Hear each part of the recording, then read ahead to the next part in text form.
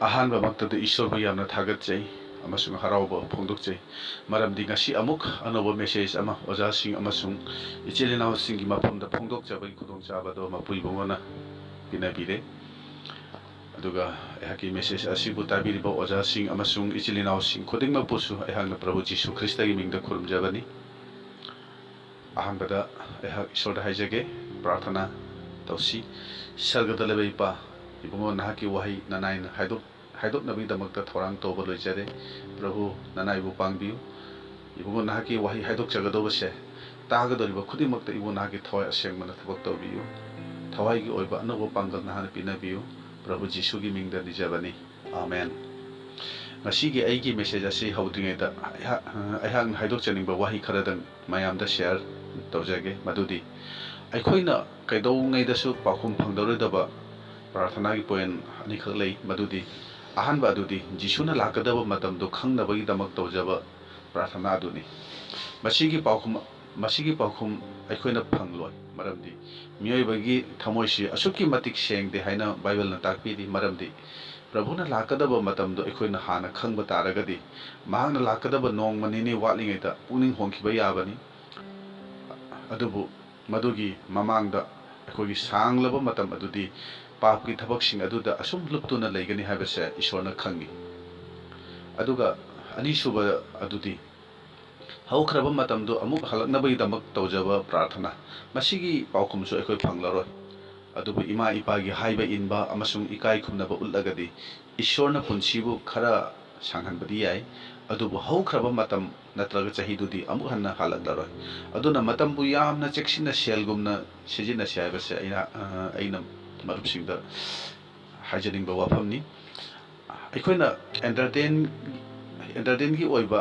यामना हराव नुहाइबदा मतम असे अखोइ मांगहलोइसि एंटरटेन तौरसु पुंगनिंग वखलबु मांगहनबा याबा मोटहनबा याबदुदी मदु अखोइ तौररोइसि अदुगी महुत्तदी निमित खुदिंगी प्रभुगी दमक थौरांग तौदुना लेरसि मसी अइन हाइजबगी मरमदी ngasiga aigi sermon asiga mari leinaba wafam oibagi maramnani aduna hojikti khoi ishorgi wahi taminasi mathi pandu kunmari gi pada nifumari aduda maram asina nakhoina su Thourang toduna leiyu maramdi nakhoina ningdaba pungphamda migi machani pa adu lenglakani tamina khro shastri waisi अखोई ma'am की दमकता ईश्वरना bore पिनबिबा ओइसनो मसी रुमिदा सिदा अहाकी सरमोन असिगी थमजरिबा theme Hiram अदुदी थौरांग तौदुना leiyu हाइना हाइबनी नोंमा जिसु अमसुंग माकी सबोकसिंगना Jerusalem की चही 93 चंगना साबा फजाखरबा निंगना संदु येंगलम्मी मदुदा जिसुना सबोकसिंग अदुदा हाइरमी निंगना संग असिगी नोंग अमबु अमगी मथक्ता निंखाय हंदना थनमलारोय हारिबा वाफमसी सेबोकसिंगदुना यामना पुनिंग चंगना तारम्मी असिगी मतुंगदा जिसुना चिंथक अमदा फमलिंगेदा सेबोकसिंगना वहांग अनि अमुक्तदा हंगी मदुदी प्रभुना अमुक लेंगलकपा अमसुंग ताइबंगपानगी अरोइबा खुदम अदु करिनो मदुदा जिसुना महक लाकनमदागी खुदमसिंग अखोइना खंगबगुमना लान अमसुंग लानगी पाउनिल खोल चाकतांगबा जोर हाबा मखल की लाइना लाकनी असी मयामसे हाइद्रिङैदा अहनबदा यामना मरु ओइबा वाफम अमा माथि पंदु कुनमरिगी मरी अमसुंग मंगादा हाइरि मदुदी कनानासु नखोइबु सेरानना लमजिंगदनबा चेक्सिलु हाइना हाइबसिनी लानना लमजिंगदनबा लाकदबदो अतोपगी मिंगदा नते अदुबु अई ख्रिस्तानी हाइदुना अईगी मिंगदा लाकनी हाइना जिसुना ताकपिरंबनी मरम असिना हौजिकी मतम असिदा ताइबंगपानबगी मफम पुम्नमक्ता मीसिंगना पामजबा वापा अदुदी जिसुना अंगक्पा मवंगदा पांगबिबा अनाबा फहनबिबा अंगक्पा खुदम उत्पीबना चिंबा असिगुम्बा मखलगी सरमोन असिनी अदुगा असिगुम्बा कानबा फंगबगी आशादसु इचिलिनाव खरदी जिसुगी मतुंग इनबा यावरिबनी अदुबु असिगुम्बा कानबा अमसुंग अंगक्पसिंग असिदी जिसुबु थाजबसिंगदा असुम हेक्ता मसी ओइबा याबनी फंगबा याबनी अदुबु खंथनिंगाइदी असिगुम्बा हक्चांगी कानबसी खक्तदा थाजबदुना अरान खुबम फंगलदरा हाइबसिनी ꯑꯁꯤꯒꯨꯝꯕ ꯃꯈꯜꯒꯤ ꯊꯥꯖꯕꯁꯤꯗꯤ ꯀꯥꯟꯅꯕ ꯐꯪꯅꯕꯒꯤꯗꯃꯛ ꯈ꯭ꯔꯤꯁꯇꯥꯟ ꯑꯣꯏꯕ ꯑꯣꯏꯅ ꯊꯣꯛꯀꯅꯤ ꯊꯧꯒꯜꯂꯣꯏ ꯑꯣꯏꯔꯕꯁꯨ ꯇꯥꯏꯕꯪꯄꯥꯟꯗ ꯍꯤꯡꯕ ꯉꯝꯅꯕꯒꯤꯗꯃꯛ ꯊꯧꯒꯜ ꯇꯧꯕ ꯑꯣꯏꯅ ꯊꯣꯛꯀꯅꯤ ꯍꯥꯏꯔꯤꯕ ꯀꯥꯟꯅꯕꯁꯤꯡ ꯑꯗꯨꯗꯤ ꯖꯤꯁꯨꯕꯨ ꯊꯥꯖꯗꯕꯁꯤꯡꯁꯨ ꯃꯔꯥꯡ ꯀꯥꯏꯅ ꯐꯪꯕ ꯂꯩ ꯑꯔꯤꯕ ꯋꯥꯂꯦꯞꯅꯕꯗ ꯑꯩꯈꯣꯏꯅ ꯈꯪꯉꯤ ꯃꯗꯨꯗꯤ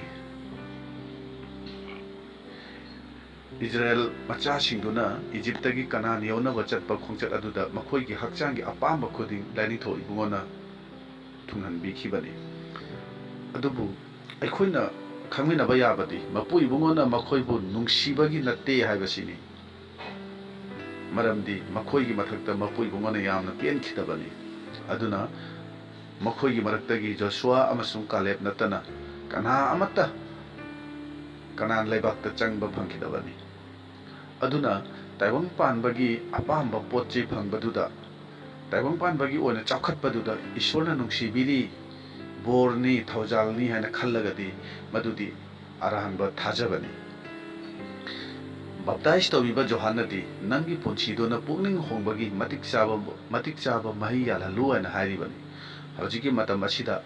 ichilinao kharanadi jisu amasung magi cross dagi thaidoklaga bible na support tawdaba wahising adu sandotuna misingna pamjaba taibangpanbagi oiba chakhatgadaba amasung kanagadaba oina sandodi maduta pamjaba mioi kayana maduda ngauribani hairiba singdopsing aduda sel pambadi phattaba pumnamaki horaphamni haina sandopadu leitre puning hongbagi wapau thawai asengbana loinabagi amasung aran khubam phangnanabagi wapau sandokpa makoina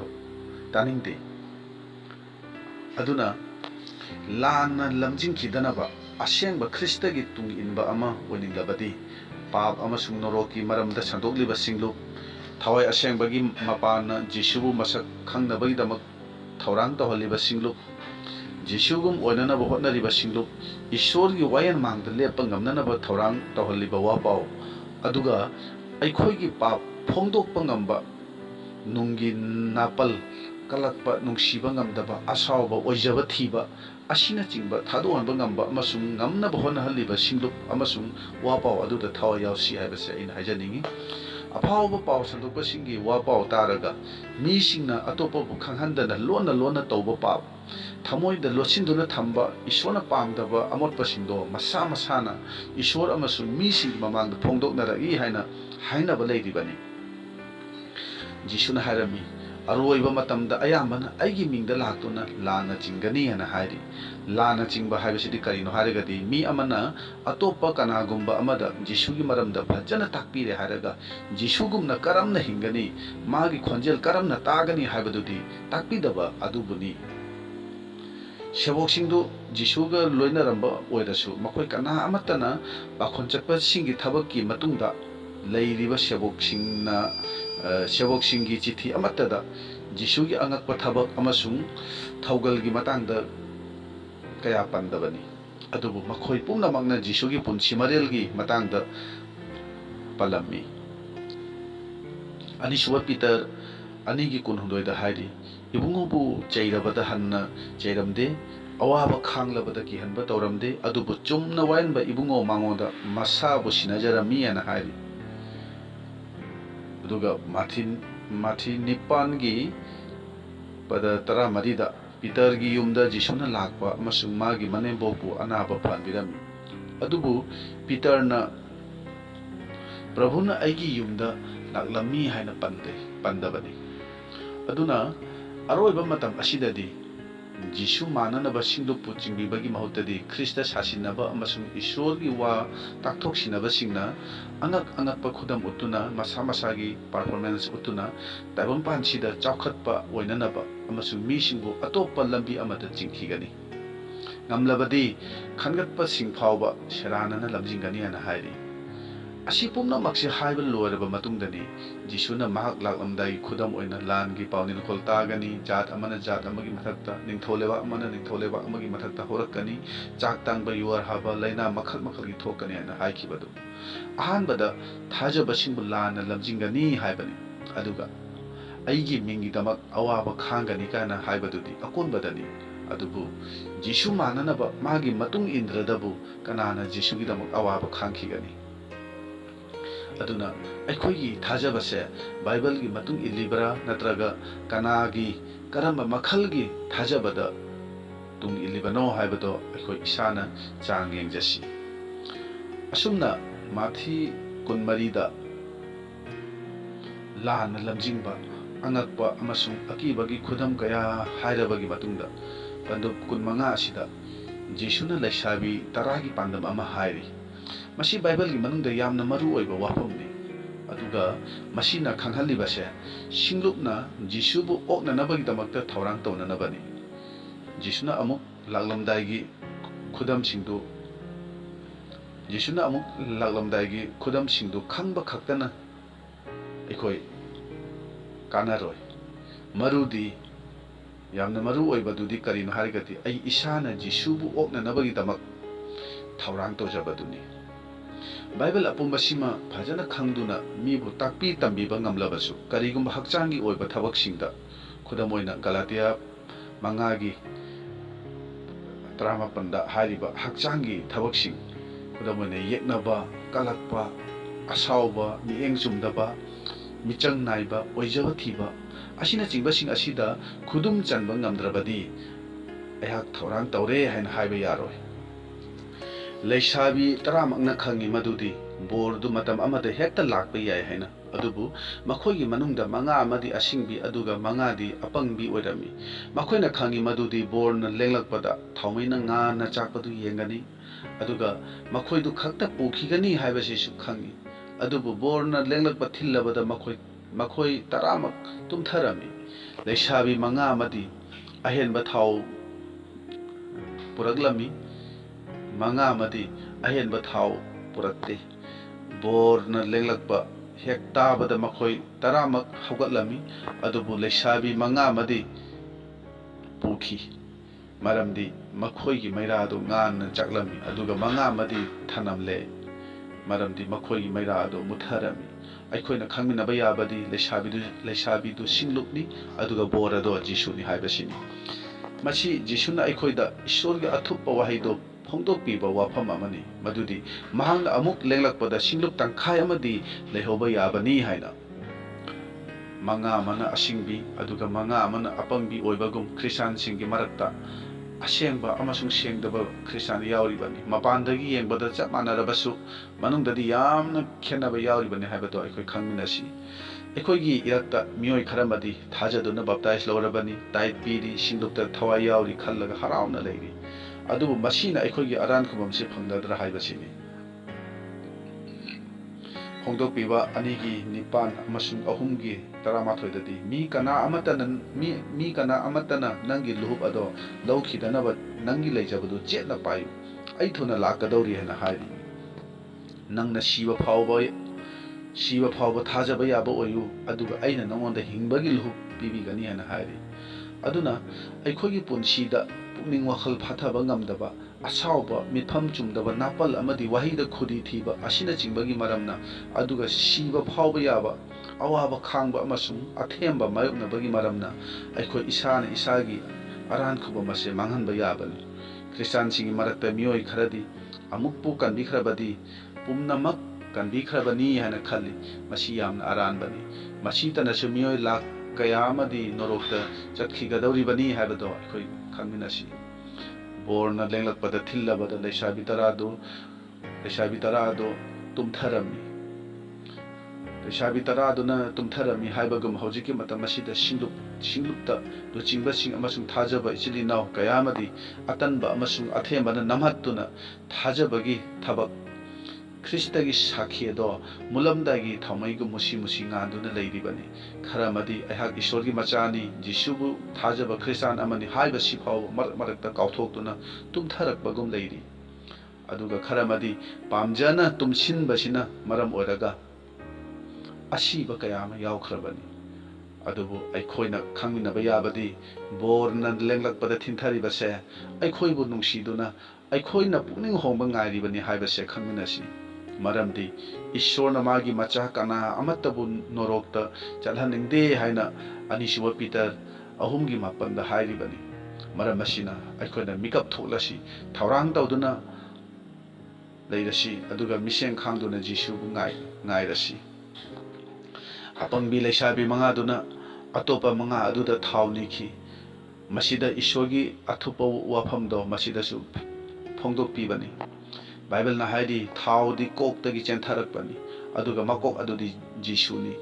थाव नोइबिनबगी दमक खुरु खुदा कुंदुना प्रार्थना तौदुना Bible पादुना थावाय असेंबगी बप्ताइज फंगना बहोनबगी महत्तदी अखोगी सोंथाबदगी कनखननबा अवाबा कोकननबा हाइदुना सिंगलोपना अमसुंग ओजासिंगना प्रार्थना तौबिबा पामली ताइबंगपान लोरमदाइगी मतम असिदा अखोइना कनाबु ngairibano कनाबु येंगलिबनो Kannada आशा तौरिबनो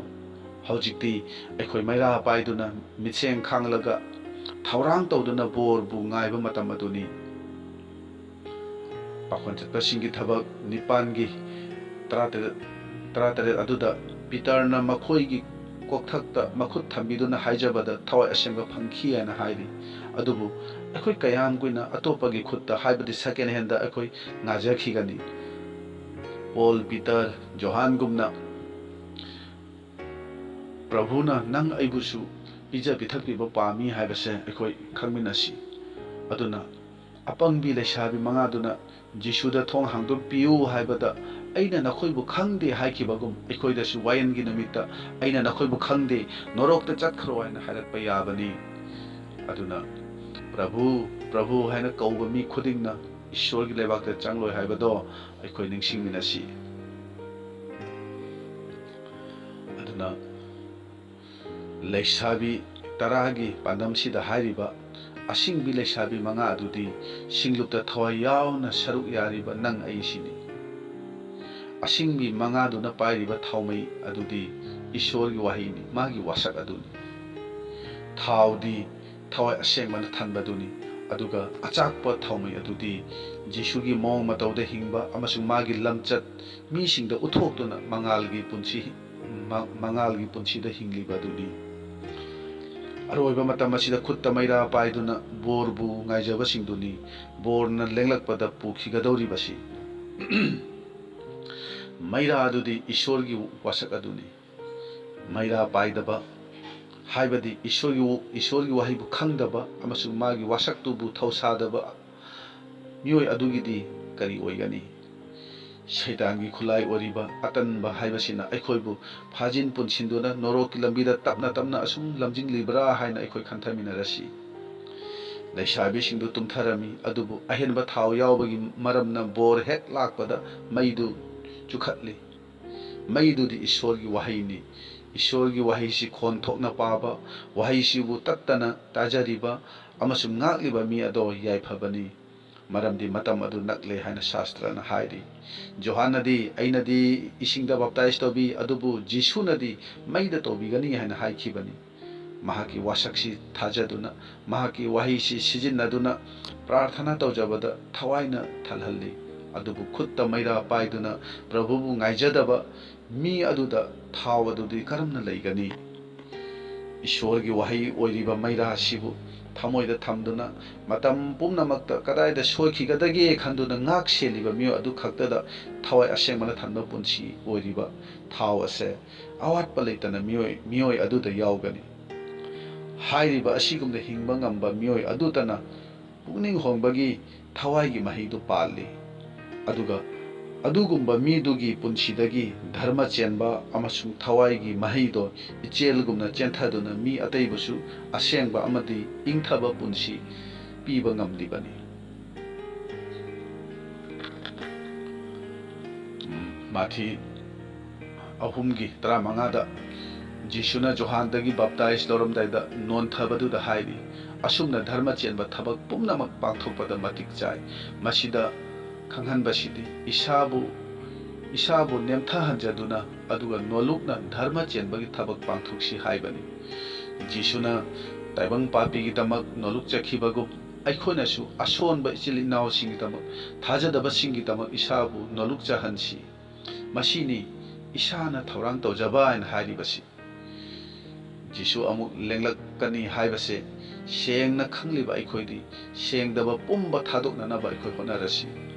Bible ना हाय ताइबंपानदा मंगालदु लागी अदुबु अमंबना मदु लौसिनदे हाय जिहुदागी लाइरिक्तदि अमंबदि शैतानगी लैफमनी अदुगा मागी थबकसिंगु खंगहनबनी हायना हायरि ईश्वरना अैगी मतम पीरिङै असिदा महाकी मंगाल असिगी मतेंगना अखोइ इसाबु अमंबदगी खाइदोकचहौरसि अचुंबदा मंगालदा हिंगलबदी जिसुगा थेंगनगनी खनबदा कीरोय अदुबु हराउगनी मरमदी मसिगिनी अखोइना अवाबा खांगदुना ngairibasi कानदबा थबकता अरेंबदा मतम मंगहलरोसि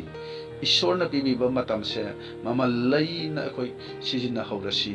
मरमदी मतम यामना फत्ते फोंदोकपीबा बंदुक 12दा असुमना हाइरि हे पृथ्वी अमसुंग समुद्रदा लैरिबा नखोइदा अवाबनिदा मरमदी माकी मतम तेली हाइबा खंगदुना दियाबोलना यामना मै हौना सावरदुना नखोइदा कुमथारे अदुना अचुंबा खंखरबा मी अमना अथेंबदा तारबदा मदुदगी पुकनिंग होंगननबा प्रार्थना तौददुना असुम पाप अदुदा लैरबदी मी अदुदा लैरंबा सेंगदबा थवाई अदुना चटखिदुना माउंदा हेना फत्तबा थवाई तरेत अमगा पुन्ना फत्तबा थवाई निपान चंगलगा मीदुबु हानदगी हेना फत्तबा मी ओइहल्लि हाइबदो निंगसिंगसि अदुना अखोइ मतम लैरिङैदा थौरांग तौदुना मतम पुम्नमक्ता अखोइ प्रभुबु ओकननबगीदमक्ता सेम सादुना लैबा मतम अदो हौजिक असिनि हाइबदो अखोइ खंगमिनसि रोमियो पंदुक मंगागी 19दा वाइल याथंग लैदबदा पाप सिंथानदे हाइरि अदुबु अचुंबा खंगलबा मतुंगदा अखोइना अमुक खंगना पाप तौरदी पाप की दमक इरादपोट लैते हाइना इब्रिय 10:23दा हाइरि अदुना अखोइ मिसेंग खांगदुना प्रभुगी दमक थौरांग तौसी हाइबसे yang amuka hanna haijaningbani baptize tobiba Johanna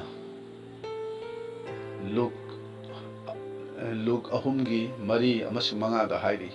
Prabhu gi lambi thaurang tau ibungo gi lambi chumhallu akutpa khuding thalhangani chingjao amasung ching macha khuding nemthangani hairi masidi Israel gi ching singdo tem khairaga lambi sembagi wafam natte मसीना ताकपीरिबदुदी अखोगी नुंगी ओबा पुंसीदो चुमथोगु हाइबनी correct your inner life हाइन हाइरिबनी चिंगुमलबा अखोगी नापलदो नेमथालु नोलुउ पुक्सेल सेंगु हाइरिबनी मरमदी ईश्वरना अखोगी नुंगदा चंगकपा याननबा महाकी लंबी ओइननबा हाइरिबनी अदुना ईश्वरना अखोई अयामबदा नंगी थमोई सेंगदे हाइना ताकपीरी अदुना पुकनिंग होंगु हाइना हाइरिबनी नंगी पुंसी मरेल अदो इफोंग फोंगना पुनमक उबीबा ईश्वर की मांगदा सेंगदे हाइना ताकपीरी